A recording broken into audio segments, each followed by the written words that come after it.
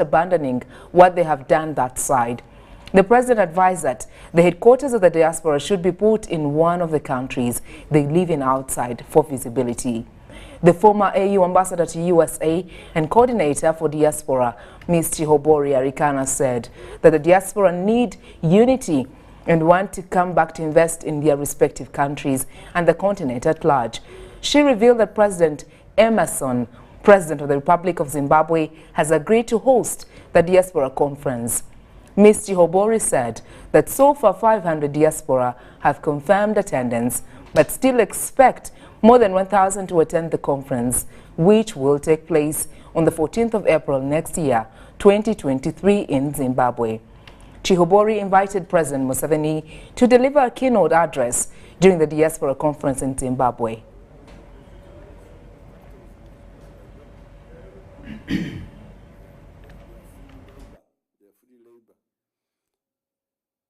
So therefore, saying that they should give up that land and come only back here, I don't think that's correct. But now, in other activities, Deputy Chief Justice Richard Butera, representing the Chief Justice of Uganda, Alphonse Owiny-Dollo, has paid tribute to Queen Elizabeth II at the British High Commission here in Kampala. Mr. Butera was received at the High Commission by the British High Commissioner to Uganda, His Excellency Kate. She thanked the Ugandan judiciary for condoling with them in this trying moment. While at the High Commission, Deputy Chief Justice Richard Butera signed in the condolence book.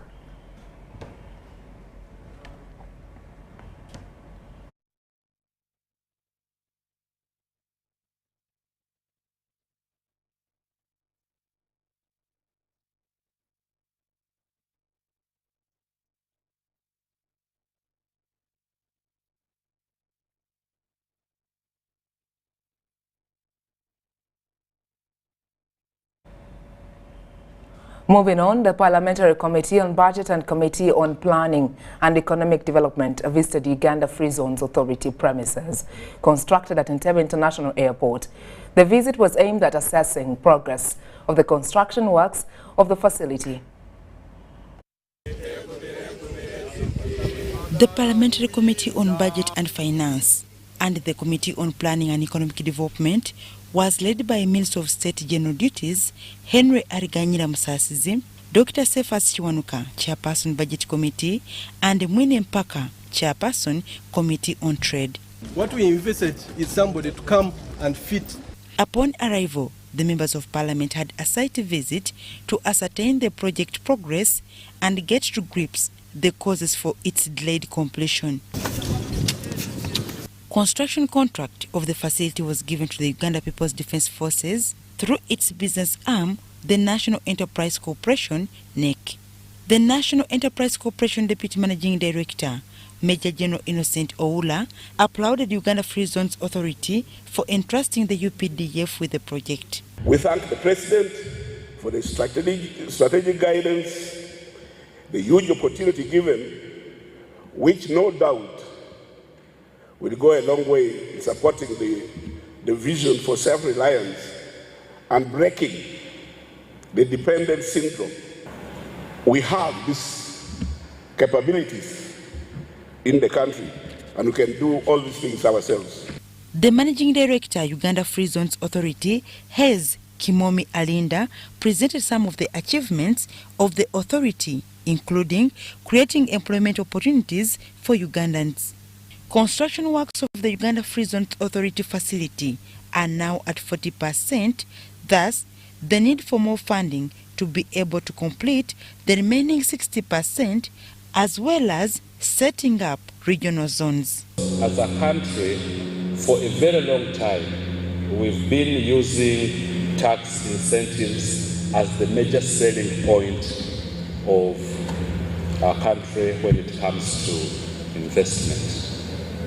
But that creates some challenges, and we think that it is high time that we also invested heavily as a country in infrastructure like this, but on a scale.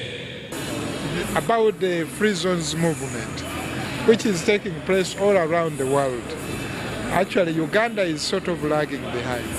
But at least we are making these initial steps, which are very impressive. And with time, hopefully, we can also catch up. The completion rate, they've said 40% is done, which means they have 60% to go. So it's a mathematical calculation, which they will tell us in a very specific terms how much money they will require, and we'll have that consideration. The Minister of State for Finance General Duties, Henry Ariganyira Musasizi, commended the level of work so far done at the facility. I'm happy to see the commendable progress that has been made since then.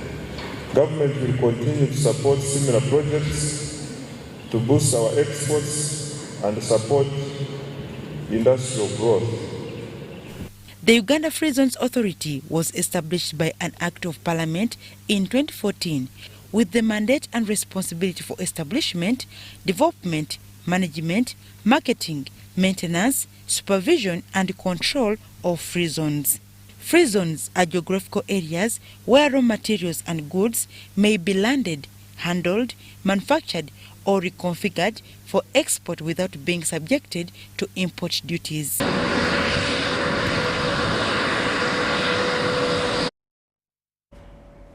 In other news, the National Resistance Movement, NRM caucus, has this afternoon anonymously approved the recommendation made by the Central Executive Committee, SEC, to retain the 6 incumbent MPs for the East African Legislative Assembly, EALA.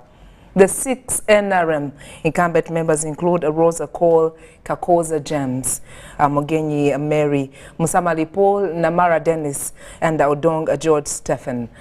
President Yoweri Museveni, also the national chairperson of the NRM, told the caucus that what informed SEC's decision to retain the current members.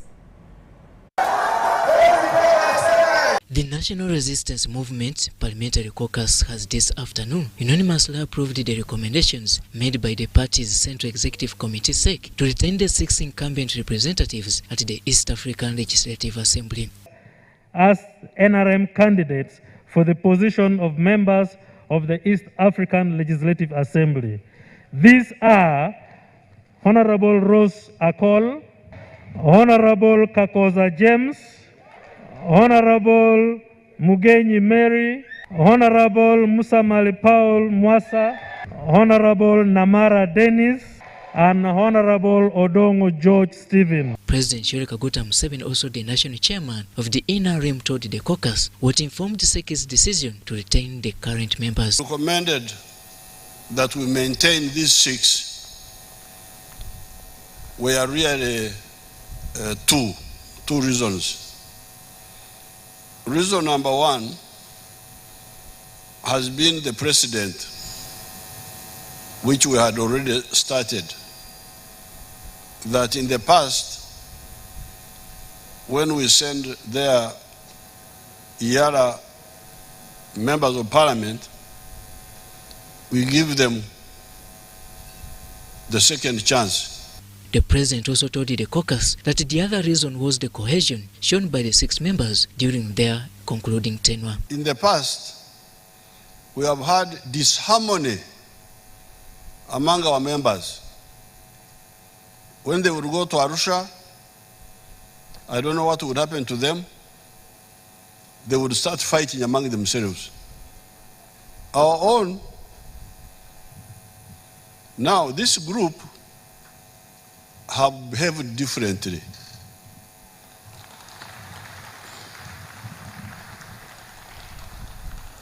They have been cohesive. We have never had any quarrel. I have never been called to mediate anything. So they have performed well.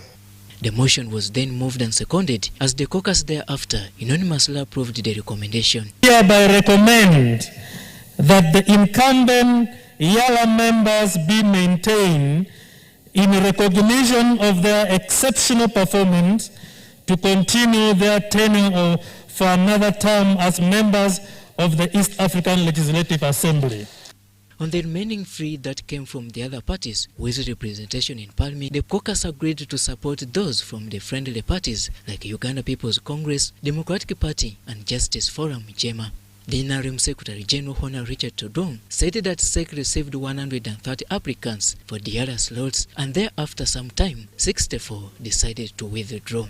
According to Hon. Richard Todong, Resolution 9 of the 4th SEC meeting resolved that SEC recommends to retain the incumbent members. The NRM Chief Whip in Parliament, Hon. Hamson Obua, revealed that since the last caucus meeting held on August 19th, Parliament has passed 9 bills. These include the Anti-Terrorism Bill, the Companies Bill, the Trustees Incorporation Bill, the Anti-Money Laundering Bill, the Cooperative Societies Bill, the Partnership Bill, the Exercise Duty Bill, and the Museum and Monuments Bill. Honorable Obua rallied the members of the caucus to support the party candidates when they are presented to Parliament. Let me start by thanking my honorable colleagues for responding positively and attending this caucus meeting in big numbers. Honorable members, I thank you for responding. According to the roadmap, nominations are on September 19th and 20th, 2022, and polling day is September 29th, 2022. Members are hereby reminded to commit themselves and ensure that the decision of the caucus is upheld as they move towards the voting day. The Chief Whip also thanked President Museveni and SEC for the wise guidance given to the party. The 6 incumbent representatives all thanked the President, SEC and caucus for supporting their candidature. They requested the MPs to vote for them come the polling day in Parliament. At the same meeting, His Excellency President Museveni assured the MPs that the European Union resolution that Total Energies stops the oil pipeline project won't happen because the government of Uganda has a well-detailed agreement and contract with them. The meeting held at Color Independence Grounds was attended by, among others, the Vice President of Uganda, retired Major Jessica Alupo, and the First Lady and Minister of Education and Sports, Honorable Janet Museveni. Robert Onyango, UBC News. Thank you so much, Robert Onyango, for the update. Now, the State Minister for ICT, Joyce Nabbosa-Ssebuggwawo, has called upon women entrepreneurs to embrace financial technologies to achieve economic independence.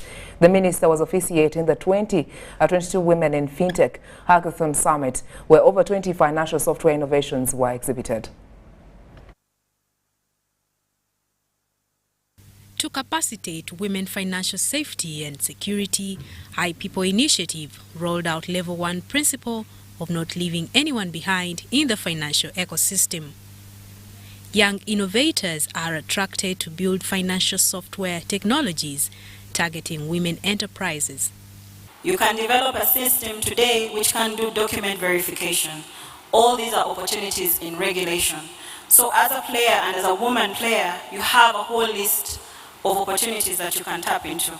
A lot of opportunities because of the problems that we face, especially in our markets. Women have a chance to say, can we think of solutions to solve the problems that we experience?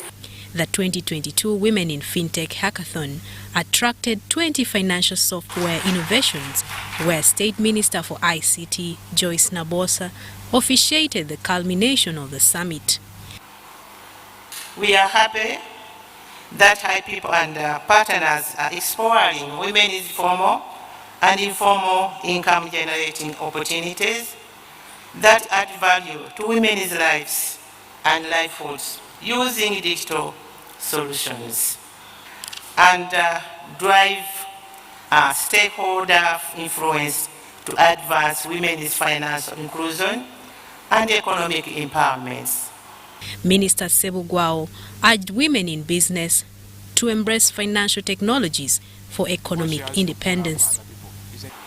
The training closes gaps in skills and usage of digital financial services. Is pull up your sister. Pull up your sister. Do not go alone.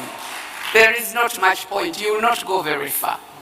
Financial illiteracy, stringent conditions attached to money access, and poor internet connectivity are posing a challenge to the women technology adoption in the bio network. Training for women leadership so that there are other women among them that have made it past the barrier lines that come back to encourage those that are down there. And how can we look out for such challenges in the market and intentionally go out there to train and eliminate those challenges? Part of what they have to do is to put up a budget, for example, that supports women. The private sector foundation has committed to partner with young women financial innovators to develop a digital central payment system to enhance financial inclusion. This will facilitate interoperability principle in the financial cycle. Whilst at the moment 90% of all our transactions in the country are cash-based. It's not because we don't have digital wallets, it's not because we don't have digital money. The technology is there. It's just that people are still using cash. Why? Because the cost of transacting through digital wallets, moving digital money, is expensive. It's expensive because the players in the digital space are all working either by themselves or they have bilateral relationships. So this national instant and inclusive payment switch is going to bring all the players together in one switch so that the transaction costs are lowered. In fact, they're almost non-existent if we develop that framework, cost supervised by Bank of Uganda. To have a strong chain in the achievement of e-commerce, women are advised to adopt the spirit of partnership and collaboration for easy and effective information transfer of financial technologies. Marion Awori and Abdul Nasir Lubwama, UBC News. Let's now shift our attention to the 2022 Nyege Nyege Festival, where our reporter Ivan Kawa has been at in Thunder Falls, Jinja District, and now reports that locals have turned their residences into parking lots for those with vehicles. The business community is also reaping big from the event, although there are some who are not yet receiving customers. We have the details. The Nyege Nyege Festival has entered day 2, and Ugandans and people from all walks of life and abroad continue to come into the area to be a part of the Nyege Nyege Festival. The business community is up in arms to see to it that they make money and take advantage of the number of people who are coming into this specific area. Whereas some complain that they have not made that money that they really wanted to, others say they have started reaping big from their businesses. Mbera ya bwavu naye tuli kunyigiriza mpola mpola ebintu biri mu buseere bintu tuli kunyigiriza okubifuna okubituusa wano olugendo luwanvu naye era abantu bali kwekaka okulya kuba enjala eri baluma. Anti nze nasazeeko yesterday kati munda beeyi yabadde ya birego ate ngeri n'ekifo nga kipya nabadde sirishuwa nti ngenda kola ki kijja kwatayo. So it's all about fun, leisure, nothing else. Yeah, it's all about fun, leisure, don't get it twisted. Fun, leisure, nothing else, just enjoyment. We're enjoying ourselves and burning off the stress, because once in a while in a year, 4 days off, it's like an annual leave or better than an annual leave. For those operating outside, tents have been erected and these are housing the security personnel, and we have also witnessed areas where tents have been erected for hiring. What has been speculated about the festival is incredible, because I haven't seen anybody naked. And the government was losing a lot of money.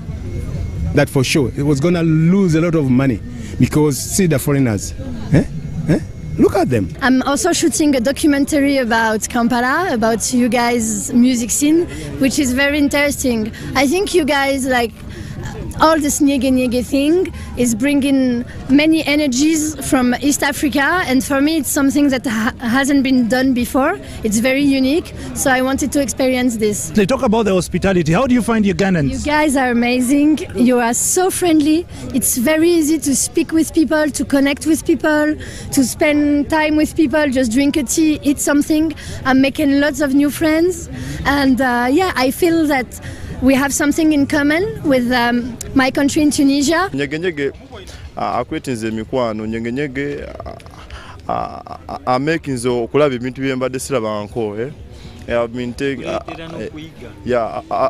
been spending a long time in Australia, Canada, Jamaica, but now I'm very, very proud of Clavanti, Ndavio Kuba Jamaica, no Mena Kenya Gambonze, when I was in Badem Birabla, UBC. Many people who have turned out for the Nyege Nyege festival have arrived with their own vehicles.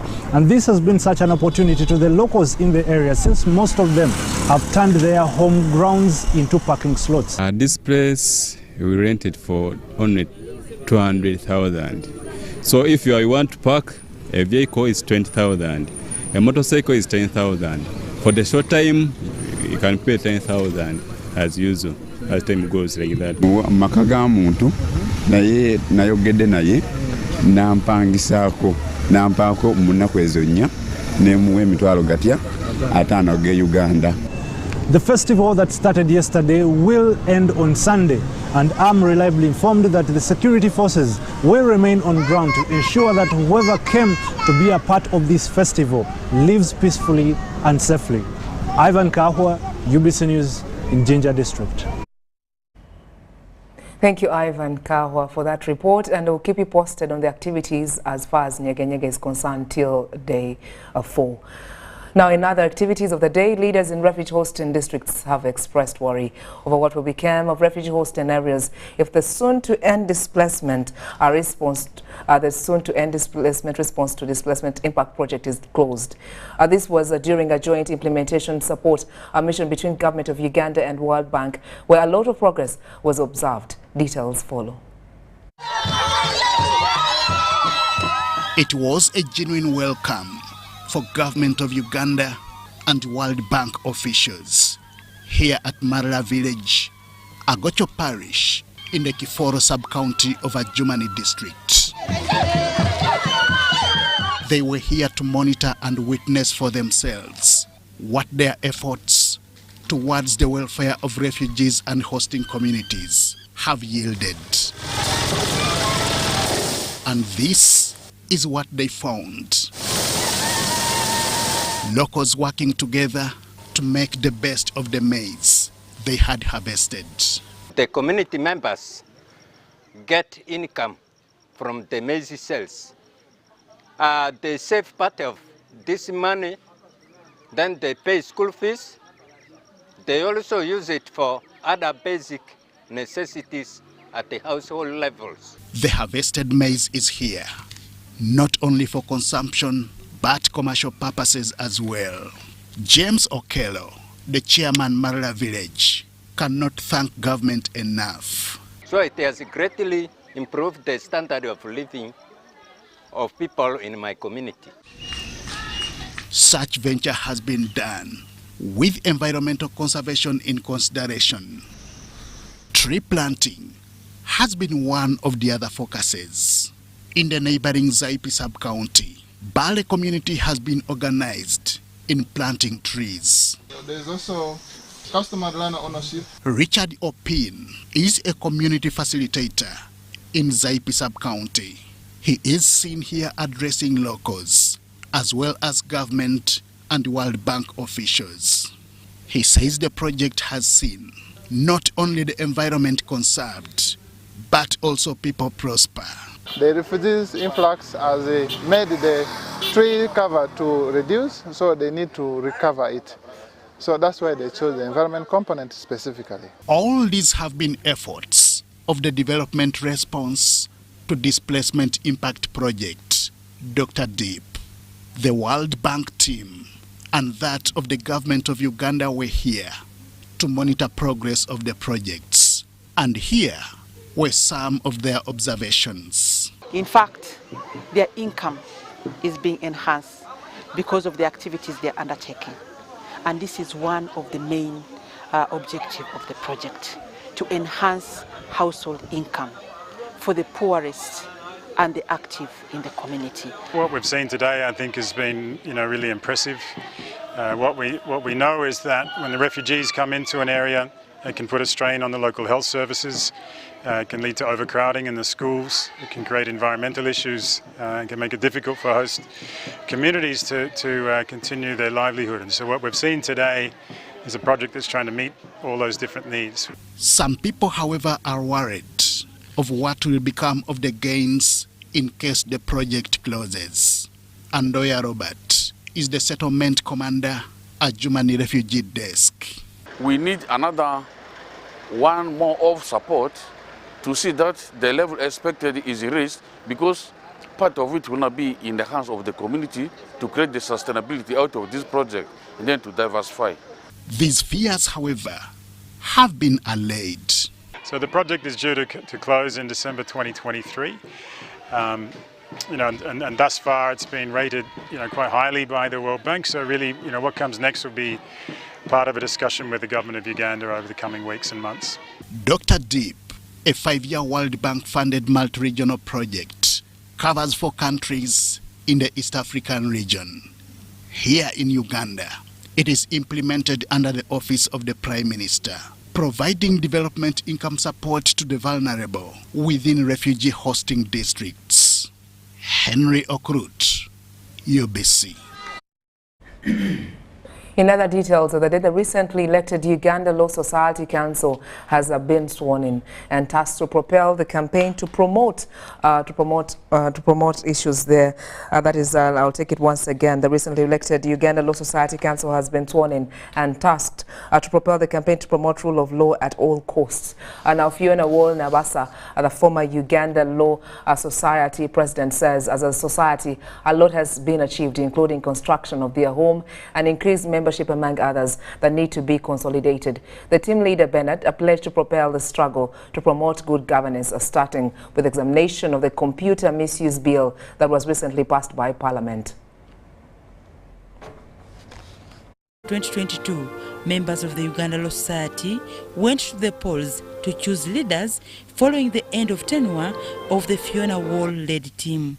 You all participated in the most disciplined way, as if you had all been told what to do before you came in. Our method of communication with you was limited, but you overwhelmed us. We thank you as a committee. On Friday, the newly elected Uganda Law Society Council members took oath of office with a pledge to further advocacy for good governance through quality legislations. I, Bernard Oundo, swear in the name of the Almighty God, and shall support, protect, and uphold the Constitution, that I will not directly or indirectly communicate or reveal such matters that will come to my knowledge and the regulations they are under. So help me God. Bernard Oundo, the President Uganda Law Society, specifically cited the computer misuse bill that is pending assent by the President as a top priority. Most of the provisions of that law are provided for in other laws. So we do not understand why you need to have a new law on the same issue. The other issue may relate around defining what hate speech is. So these are complex issues, okay? Defining what hate speech is. We are going to study the Computer Misuse Amendment Bill, and we are going to provide a position as Uganda Law Society. In her sign-out remarks, outgoing Uganda Law Society President Fiona Wall-Nabassa warned her successor of the financing gaps that the society is facing, occasioned by the exit of prime donors like the Democratic Governance Facility, DGF. And that was unfortunate because it was not only supporting Uganda Law Society, but it was supporting Human Rights Commission, Law Council, it was supporting IGG, DPP. Uganda Law Society has a legal aid project of 23 legal aid clinics in 23 districts, and of these 7 clinics were supported by DGF. That's about 50 staff. We also used to do a pro bono day every year, that pro bono day used to bring about 3,000 people and have about 1,500 lawyers providing free services. Unfortunately, these programs are halting right now because we do not have funding. It's going to be important that as the new executive, we engage and find other donors who are going to be able to support us in this program. It is against this backdrop that Fiona Wall-Nabassa sent a reminder to President Yoweri Museveni to fulfill his 5 billion shillings pledge he made some time back. His Excellency had promised to come in, and we are looking to government to see how they come in. So it will cause quite a gap that will need to be filled, and it's a big challenge for the next administration. The main function of the Uganda Law Society is to contribute to the administration and practice of law for the benefit of the people of Uganda in pursuit of achieving and maintaining the rule of law and observance of human rights. Dorcas Kimono, UBC News. Now moving on, the Executive Director, National Identification and Registration Authority, Rosemary Chisembo, has called upon the general public to register and get identification cards. As she says, over 17 million Ugandans are not yet registered to date, which affects national planning. Uganda holds a population of over 49 million people, of which 62% are fully registered, while over 17 million people are yet to be registered. This trend of events has negatively affected service delivery of certain parts of the country. The Executive Director, NIRA, Rosemary Chisembo, believes that if all Ugandans got registered, it would ease physical planning for them. Because it's the essence, it's at the heart of all government service delivery. Government serves people, but how many are they? How old are they? What sort of service do they need? Where do they live?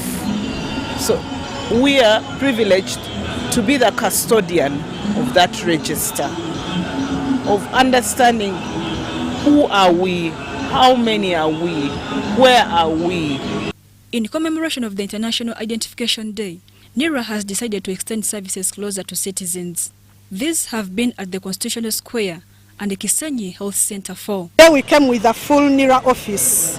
If you want to register for your ID, you've never registered, we have the services. If you lost your national ID, we have the services. You want to change something on your ID, we'll check. If you have the requirements, we'll have the services. If you don't have the requirements, we tell you what you need. You want a birth certificate, we have the services. You want a death certificate, someone passed away, we have the services. All the NIRA offices that you would have found at our office, we have them here today. NIRA says they are laying strategies of extending registration services to hospitals to enhance registration of infants. But the best case scenario for this nation is to drive birth registration to 100%. We are actually present in government hospitals. We are doing notification there in a couple of them.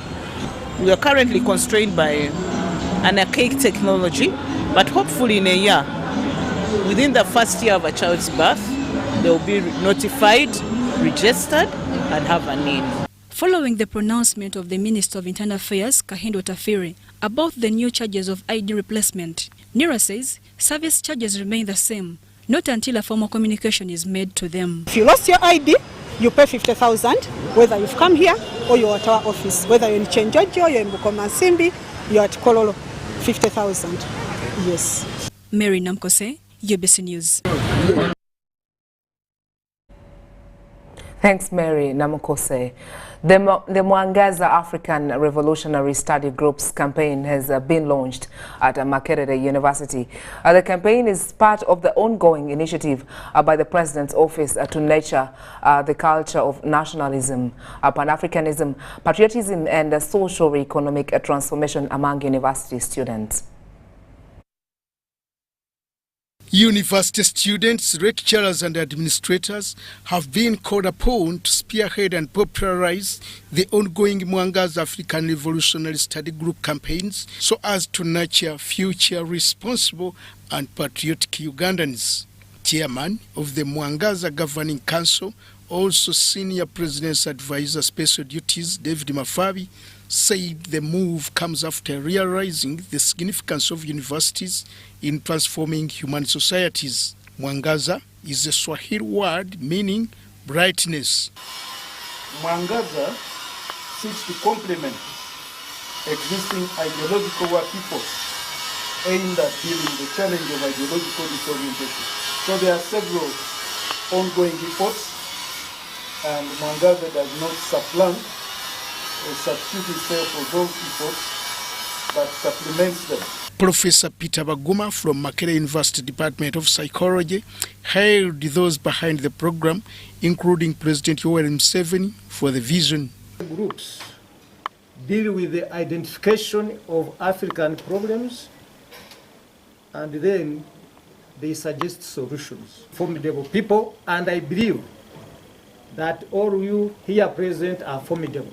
Some of the participants, who include the Makerere University NRM Students Chairman, Emmanuel Nahamia, also commented on the program. Once you train these young people ideologically, it is going to create an impact in their society, most especially the societies they are coming from. I think Mr. Mafabi is challenging us that it's up to us.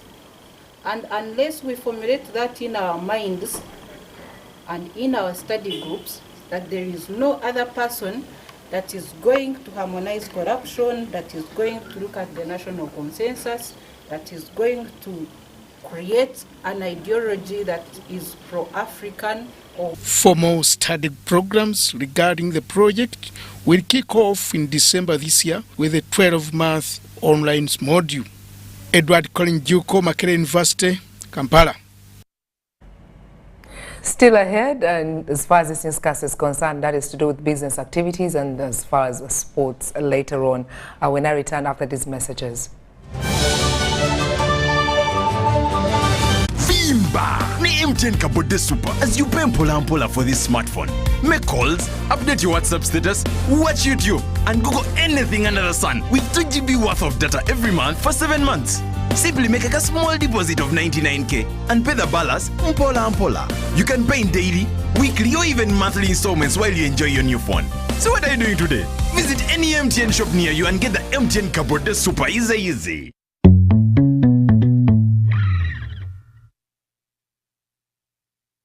The public is informed that Monday 19th and Tuesday 20th September 2022 have been designated nomination dates for members to the East African Legislative Assembly EALA. The applicants can pick nomination forms from the Office of the Clerk to Parliament at a fee of 3 million shillings payable in room 212, second floor, south wing, and obtain proof of payment. The nomination forms shall include names, signature, and constituency of at least 5 members of Parliament of Uganda. Nominations will be closed by 5 p.m. on Tuesday 20th September 2022 in the Parliament Conference Hall. Campaigns and voting for the candidates shall be conducted in Parliament on Thursday 29th September 2022 starting at 10 a.m. Signed by Adolf Mwesige Kasaija, Clerk to Parliament. It's Freaky Friday from Airtel. Buy or gift. Buy or give. Get freaky too! Dial *149 *10# to load a Freaky Friday bundle for you to enjoy the best offers on voice and data. To buy a bundle for friends and family, dial *149 *10*5#. Freaky Friday with Airtel. Buy or gift a bundle today. Dial *149 *10# to get started. Airtel, the smartphone network.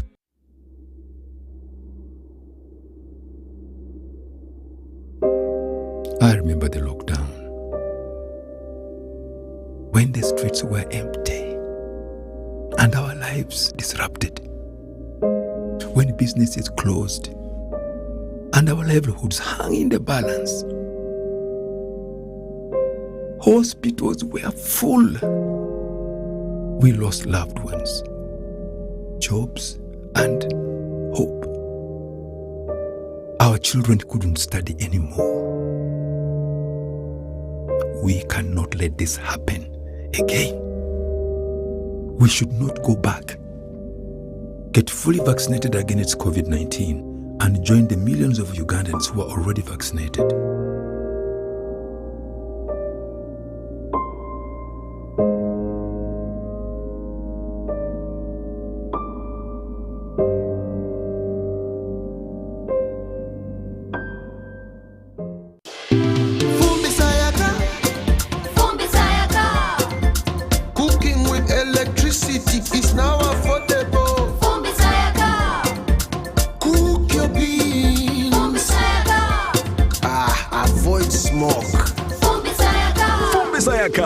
Cooking with electricity is now so affordable with the Fumba tariff set by the Electricity Regulatory Authority. With the Fumba tariff, you can now buy up to 70 units of Yaka at a reduced price of 412 Uganda shillings per unit after consuming your first 80 units of the month. For more information, contact the Electricity Regulatory Authority on 0200 506 000.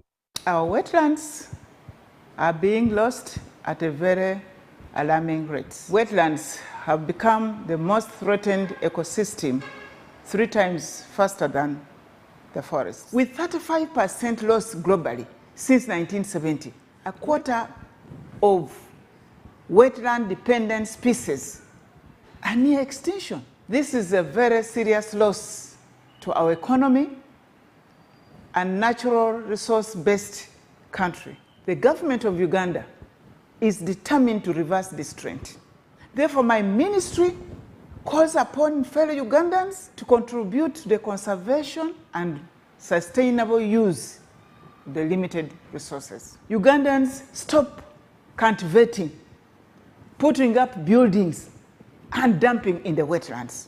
This message is brought to you by the Ministry of Water and Environment, Ministry of Agriculture, Animal Industry and Fisheries, Uganda National Meteorological Authority, with support from Government of Uganda, Green Climate Fund, and the United Nations Development Programme.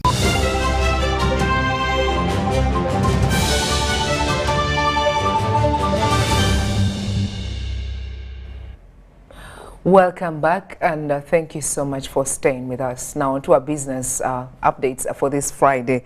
We're seeing commercial farming in Uganda still virgin investment ground, as many Ugandans are calling themselves farmers still lie under subsistence threshold. Now the challenge to many farmers are still producing for domestic consumption. Lack of access to capital and little land are among the impediments facing full-scale commercial farming in the country. We have a detailed story on that.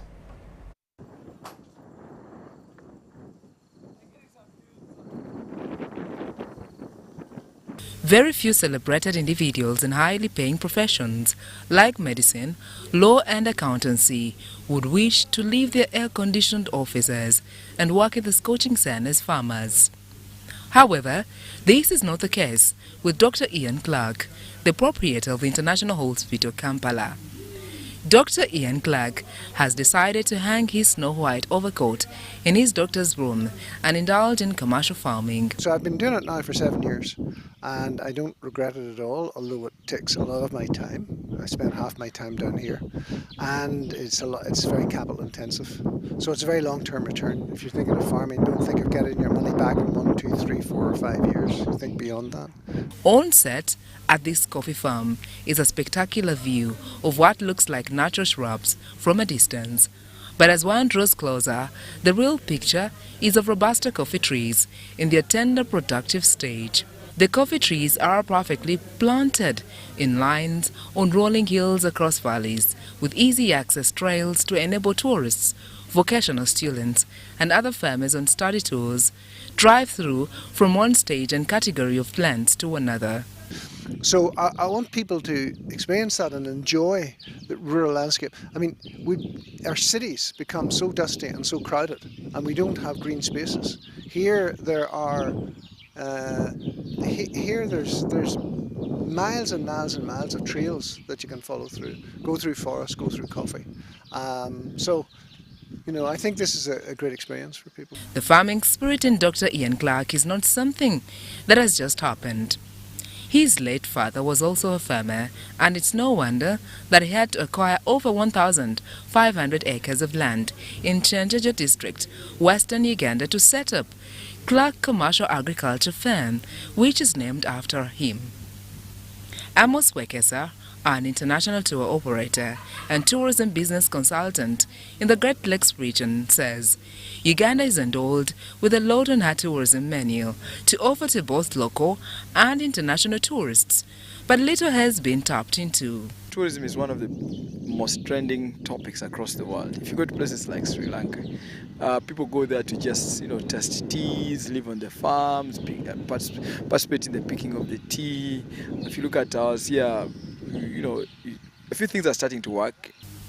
Other tour operator lauded Dr. Ian Clark for introducing agro-coffee tourism as a new item that has not yet been tapped into, urging Ugandans to embrace local tourism in order to understand the country's natural heritage.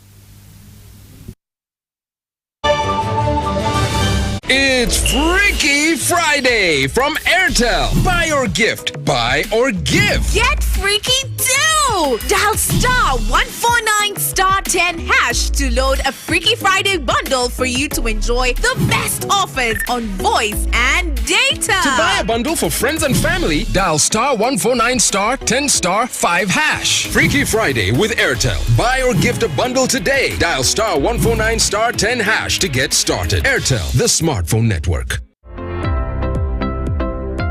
My name is Charles Peter Maiga, the Katikiro of Buganda. It's very important to groom and nurture children into responsible citizens. But that doesn't mean that we've got to beat them up, got to hurt them. I think we need to groom our children into people who have self-worth. That will enable us to have citizens who will be responsible and who will also look at violence with disdain. Because a violence-free childhood is everyone's right. Raising voices. Vimba! Ni MTN Kabode Super as you pay mpola for this smartphone. Make calls, update your WhatsApp status, watch YouTube, and Google anything under the sun with 2 GB worth of data every month for 7 months. Simply make a small deposit of 99k and pay the balance mpola. You can pay in daily, weekly, or even monthly installments while you enjoy your new phone. So what are you doing today? Visit any MTN shop near you and get the MTN Kabode Super easy.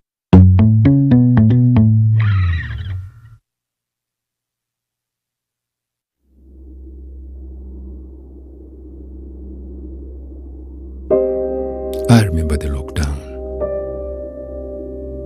when the streets were empty and our lives disrupted, when businesses closed and our livelihoods hung in the balance.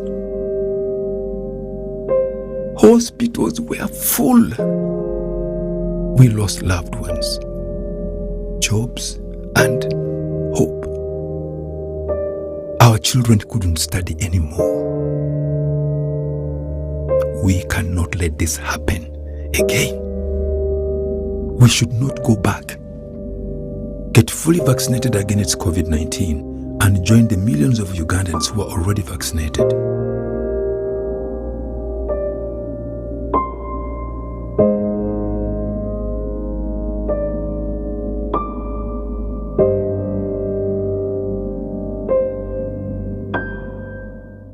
Forget last season. Forget the oohs and ahs. Forget every moment that stole the show, because the real show is here on GoTV. It's the new season. It's action-packed, and it's going to be non-stop football. With over 1,000 games from more than 7 leagues and cup competitions, plus a World Cup. Make sure you get the best seat in the house this new football season. Get a GoCoder with 1 month of GoTV value for only 25,000 Uganda shillings and enjoy non-stop football. GoTV Uganda. Love it. The public is informed that Monday 19th and Tuesday 20th September 2022 have been designated nomination dates for members to the East African Legislative Assembly EALA. The applicants can pick nomination forms from the Office of the Clerk to Parliament at a fee of 3 million shillings payable in room 212, second floor, south wing, and obtain proof of payment. The nomination forms shall include names, signature, and constituency of at least 5 members of Parliament of Uganda. Nominations will be closed by 5 p.m. on Tuesday 20th September 2022 in the Parliament Conference Hall.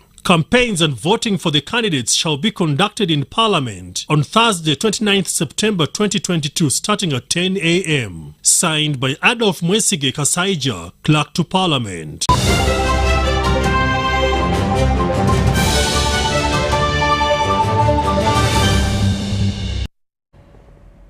Welcome back. Now straight into sports updates.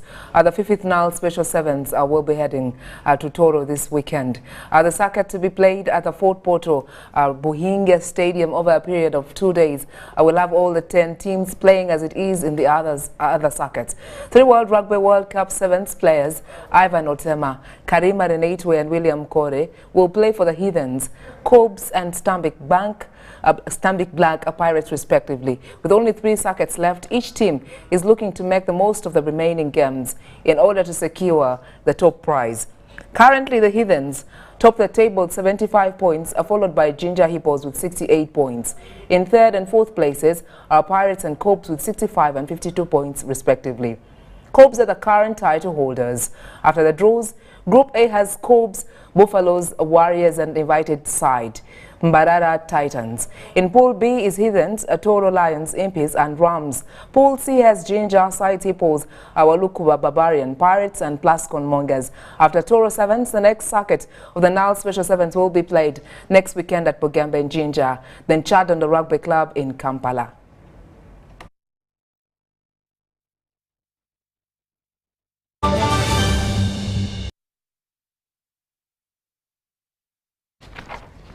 Well, that's all we had time for this particular newscast that came your way from the hour of 10 p.m. Thank you so much for being a great viewer. We were live coming to you from Broadcast House at the heart of Kampala, right here at Nile Avenue. My name is Sandra Kahunde. I'm wishing you a beautiful night, and I was joined by Mohamed Mugalu for the sign language interpretation. The entire team behind the scene, I wish you a great night, and of course, not forgetting you enjoying your weekend. Glory to God that you're still alive, so definitely as you go to bed or you enjoy your weekend, give glory and give him praise, for he has given you life. Keep it UBC as we continue to inspire you.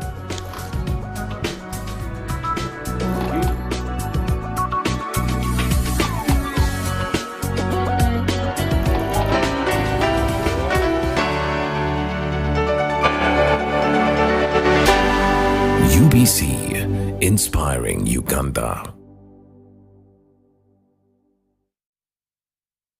It's Freaky Friday from Airtel. Buy or gift. Buy or give. Get freaky too! Dial *149*10# to load a Freaky Friday